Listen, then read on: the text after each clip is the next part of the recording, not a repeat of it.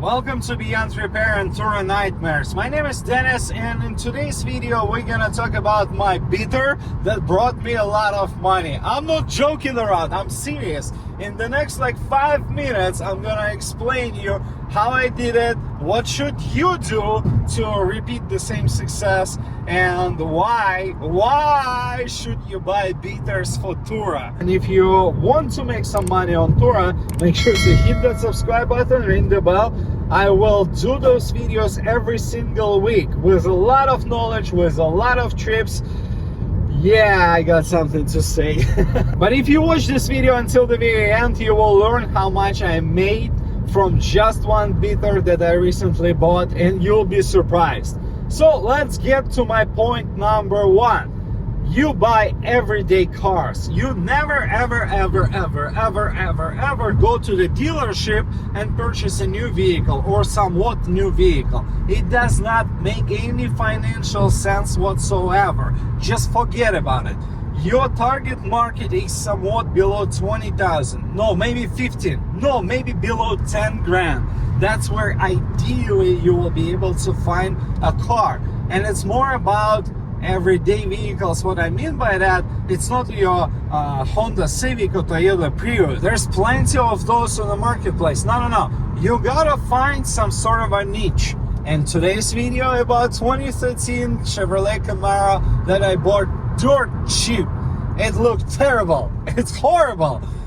But let me explain why. It's not necessarily has to be a convertible. It's more about what you have on the market. If I go search Ford Mustang convertible, we'll have about 40 listings in my area. If I go search, let's say Chevrolet Camaro convertible, I will have 2 or 3.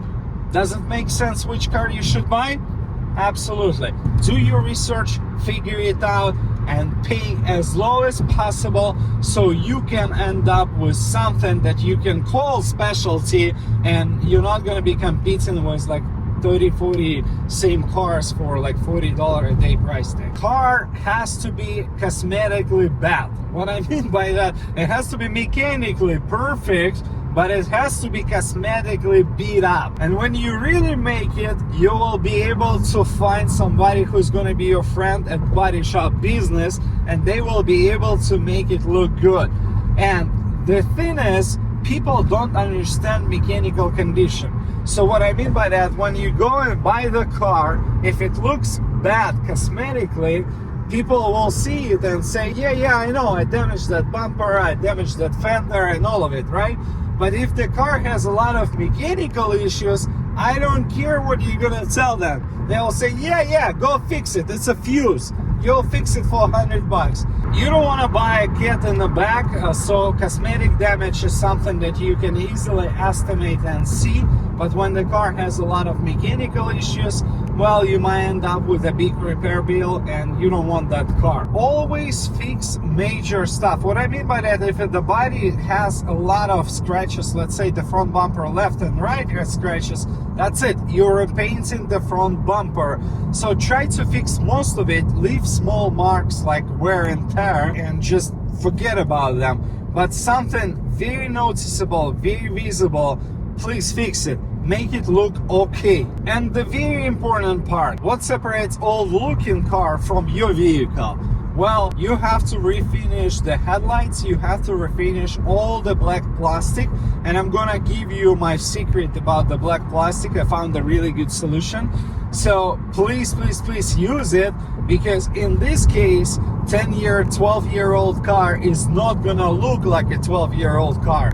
Because it's not gonna have faded headlights, it's not gonna have faded paint, it's not gonna have anything that will scream I'm old, and you're gonna have really good success with it. This is not a sponsored video, I'm just using this product on every single car, and trust me, it lasts long time. Really like it. I'm sure you will love it as well. Link in the description down below. And if you're still watching, here's the story of the beater that I bought. And you're curious how much I made? 3, 2, 1. That's it. I'm not gonna show it for a long time. Let's roll the story of buying a beater. I'm driving my new to me Camaro. Well, that sooner or later is gonna be a Turo vehicle. Let me just show you around. You see that spider web?